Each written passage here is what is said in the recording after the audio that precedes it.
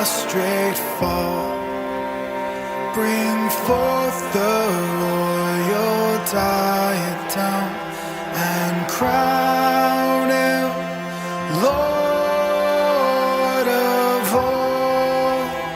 Bring forth the royal diadem and crown him Lord of all.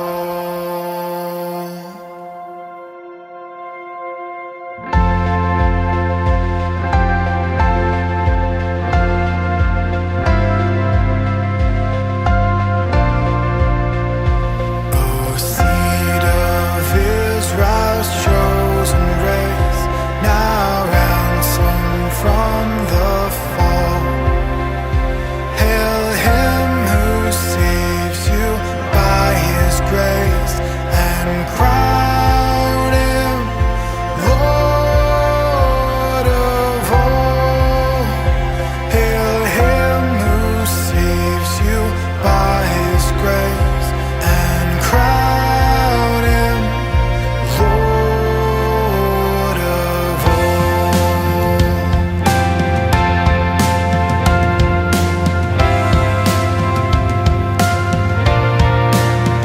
Sinners whose love can never forget the wormwood and the gold. Go spread your trophies at his feet and crown him Lord of all. Go spread your trophies at his feet and crown him Lord of all.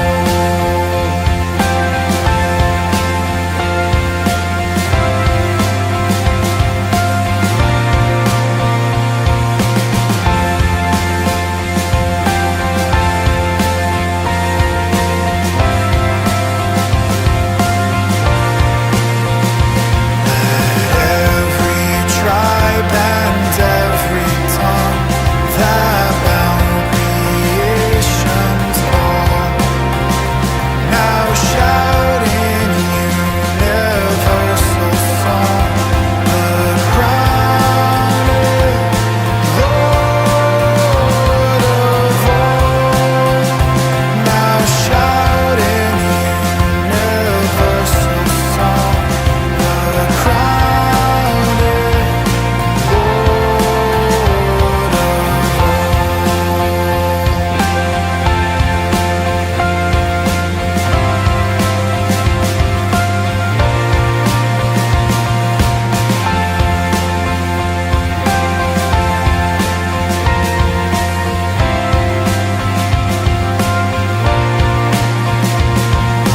that with yonder sacred throng we at his feet may fall.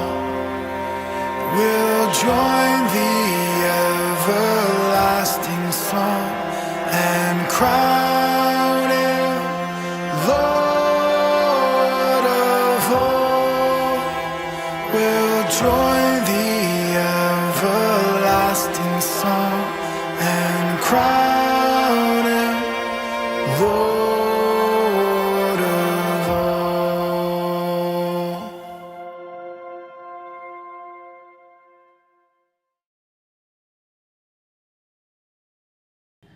Magandang umaga po. Ito uli si Pastor Arnel Vasquez para sa online devotion ng St. Paul United Methodist Church.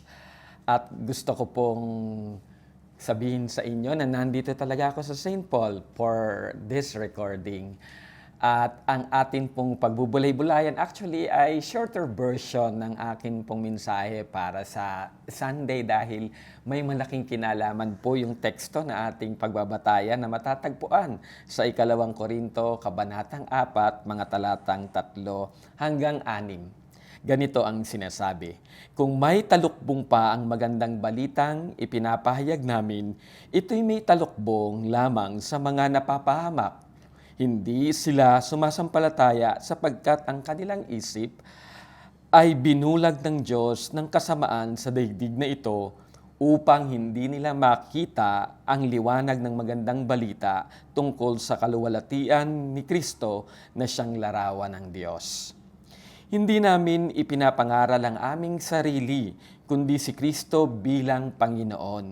At kami ay lingkod ninyo alang-alang kay Jesus, sapagkat ang Diyos na nag-utos na magkaroon ng liwanag sa gitna ng kadiliman ay siya ring nagbigay liwanag sa aming isip, upang makilala namin ang kaluwalhatian ng Diyos na nahahayag sa mukha ni Kristo. Gusto ko munang bigyan tayo ng background dito sa ating tekstong pinagbabatayan. Alam nyo, pangalawang sulat na to ni Pablo sa mga taga-Korinto. So, ibig sabihin, merong siyang first letter at itong Korinto ay simbahan na kanyang natatag sa pamagitan ng kanyang missionary journey.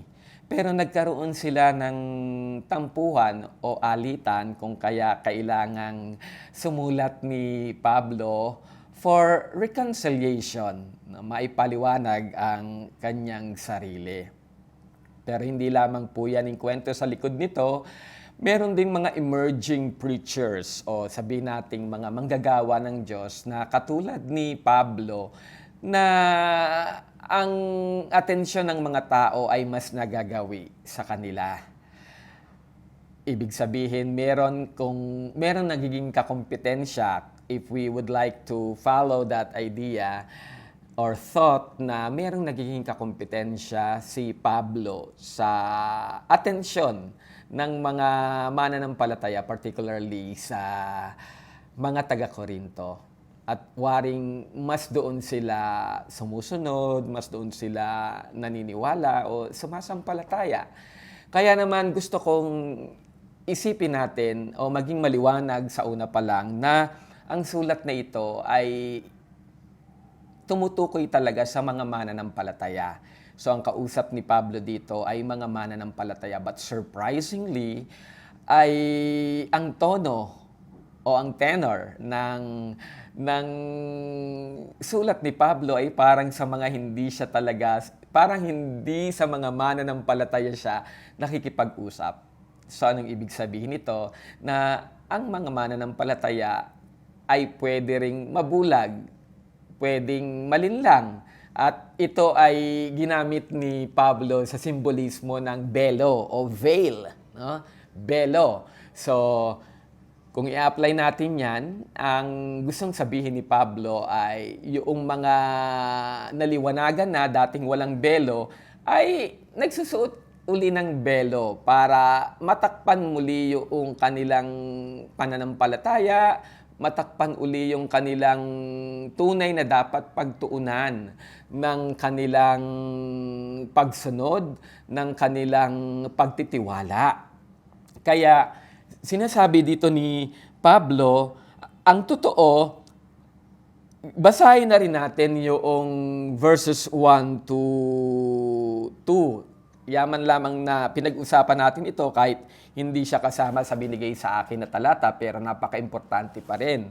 Sabi dito sa verses 1 to 2 ng 2 Corinthians chapter 4, mula sa Magandang Balita Biblia, dahil sa habag ng Diyos, ibinigay niya sa amin ang paglilingkod na ito, kaya't hindi humihina ang aming loob.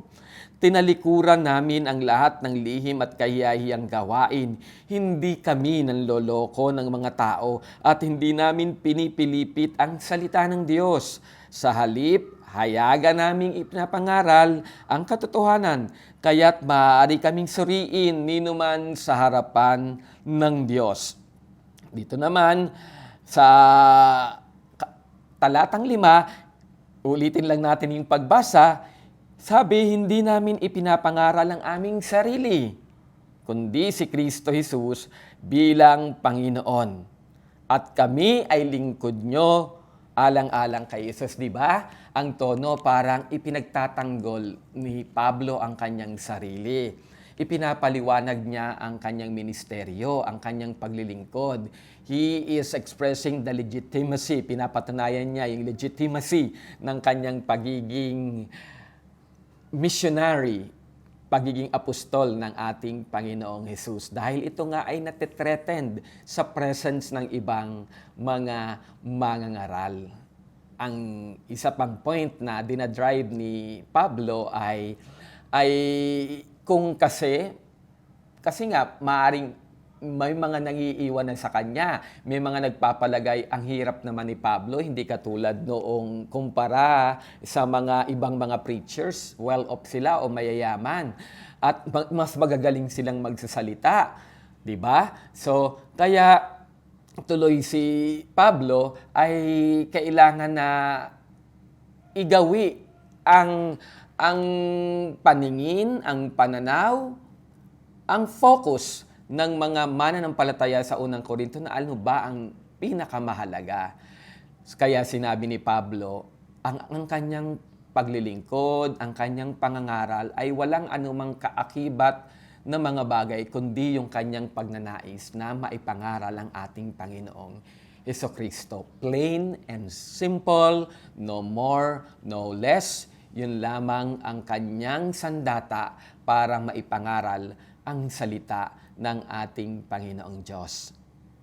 Gusto niyang sabihin na kung ang mga taga-Korinto ay mahihirati, mapupukaw ang atensyon, magagawi, o ibabaling sa ibang mga mangangaral, ay parang ibinabaling din nila ang kanilang sarili sa ating Panginoong Hesukristo. Kaya nga, pumapasok doon yung mga talukbong na naapektuhan ng world system, na marahil ang gabay ng pagsunod sa mga preachers ay yung mga preachers na mukhang mayaman, mukhang magaling, maraming gimmick na ginagawa. Pero ang sabi ni Pablo, kami na tinawag, ang aming ebanghelyo ay tunay, genuine, at yun ang dahilan kung bakit kailangan nyo kaming igalang, kilalanin, at i-honor bilang lingkod ng ating Panginoong Hesukristo. At kung hindi nyo gagawin yon, parang hindi na rin nyo ino-honor ang Panginoong Hesukristo, at ang hindi nyo pag-honor sa Panginoong Hesukristo ay hindi nyo na rin pag-honor sa nagsugo sa Panginoong Hesukristo, at ito ang amang nasa langit. So parang if you deny the ministry of Paul, you are denying Christ. And if you are denying Christ, you are denying God. So, dahil si Pablo ay nagbibigay liwanag para kay Kristo, at si Kristo naman ay nagbibigay liwanag para sa ating Panginoong Diyos Ama. Ngayon, babalik tayo sa Transfiguration Sunday. Sa Sunday, yun, sa Marcos, Kabanatang 9, ay mula talatang 1 hanggang sa sumusunod talata ay maibabalik ulit tayo sa kwento ng Transfiguration. Pero hindi na natin dedetalye yun dahil ipipreach nga ng ating mga mangangaral ang tungkol dito. Ang gusto ko lang pong bigyang daan ay ang paalaala doon sa kwento ng Transfiguration. Alam natin na si Pedro at si Juan ay talagang very spectacular yung nangyari. Hindi nila inaasahan. Yung pagbabagong anyo ng ating Panginoong Hesukristo, naging busilak siya. Higit pa siya sa naglaban ng damit niya, nang ginamit ay Tide powder, laundry, di ba? Kaya tuloy manghang-mangha at ayaw nang umalis ni Pedro sa lugar na iyon. Pero hindi yan ang pakay ng ating Panginoong Diyos. Hesukristo at ng Ama. Ang kabilin-bilinan lang ng Ama nang matapos ang ganong pagliliwanag, ang sabi niya, ito ang aking pinakamamahal na anak. Pakinggan niyo siya.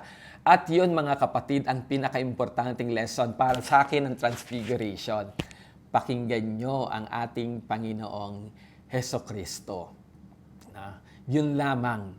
At magmatsyag tayo kung pinakikinggan pa ba natin ang ating Panginoong Hesukristo o tayo ay nakikinig sa, hindi naman masamang makinig sa preacher natin dahil meron namang mga preachers na genuine talaga tinawag. Pero meron ding tendency, gaya nga ng nangyayari sa buhay nila Pablo, na merong tendency na ikaw ay maligaw ng mga preachers na mukhang prayerful, na mukhang very spiritual, na mukhang mabait, na mukhang napakatalino, pero kailangan nating magsuri. Sabi nga ni Pablo, suriin nyo kami. No, i-test nyo kami, no, para malaman kung sino ang totoo. At isa na nga rito, ang pagtetest sa ating Panginoong Jesucristo, pakinggan natin ang ating Panginoong Jesucristo. And as far as Paul is concerned, si Jesucristo ang tumawag sa kanya. Therefore, he is deserving sa pagtitiwala, pagkilala ng mga taga-Korinto. Mga kapatid, nasabi ko na yung pwede nyong application. Tayo ngayon na naliligid din ng ating mga preachers, meron tayong kanya-kanyang church, of course. Kailangan natin ibigay ang pagtitiwala, paniniwala. Pero kung kayo ay meron pang ibang mga kinikilalang preachers din, I'm not saying na wala kayong karapatan na gawin yan. Meron po kayong karapatan na gawin yon. Pero ayon sa liwanag ng ating pinagbabatayan ay magsuri tayo. Atin tignan kung tayo ba sa pamamagitan ng mga preachers na ito ay nananatili pa, nakikinig pa ba tayo talaga kay Kristo? O yung interes ng mga taong ito na nakatago, syempre hindi nila ilalantad yon, yung interes nila, after all, ang kanila namang gustong isulong o gustong gawin. Maligayang araw po ng Biyernes sa inyo. Salamat po sa pagkakataon pong ito. At hiniling ko po na tayo ay magtapos sa atin pong devotion sa pamamagitan ng panalangin. Aming Diyos, salamat po dahil hindi mo kami pinababayaan sa dilim. Hindi mo kami pinababayaan na mangapa, na matisod, na mahulog sa ano pa mang patibong o ano pa mang snare ng kaaway sa pamamagitan ng iyong salita. Na kung amin pong babasahing mabuti, pag-aaralan, malaking tulong ito para kami po, Panginoon, ay manatili sa tamang landasin ng aming pananampalataya. Panginoon, mangyari na tanggapin namin ang katuruan ng aming Panginoong Jesucristo, ang tunay na liwanag ng aming buhay, isipan at puso. At sa Kanya lamang po kami makikinig. Sa Kanya lamang po kami, Panginoon, aasa. Sa Kanya lang po kami magtitiwala, higit sa sinasabi ng mga mangaral sa aming paligid tungkol sa aming Panginoong Jesucristo. Tulungan mo po kami na magsaliksik sa aming sarili. Tulungan mo po kami na wag lang umasa sa mga taong nagtuturo sa amin. Tulungan mo po kami na kasabay ng pagtuturo nila ay ang marugdog naming pag-aaral ng salita ng Diyos upang kami ay madala sa malalim pang katuruan at bunga nito hindi kami malihis ni numan. Pagpalain mo po ang St. Paul United Methodist Church sa kanilang ministry. Ito pong online devotion sa mga tao po na naaabot ng online worship na ito, maramdaman nila na mahal po sila ng Panginoong Jesus, dinala sila sa liwanag, at mangyari, Panginoon, na sila ay maging mapagbantay sa mga tao sa paligid nila na gustong takpan uli sila ng belo, Panginoon, ng pagkukunwari, ng belo ng kadiliman, Panginoon, ay huwag nilang mapayagan, kundi manatili silang nagliliwanag, nahayag ang liwanag, kaluwalhatian ng ating Panginoong Jesucristo para sa lahat. Maraming salamat po sa iyong inspirasyon. Ito po ang aming dalangin sa pangalan ng aming Panginoon at nag-iisang tagapagligtas, aming Panginoong Jesucristo. Amen. Amen.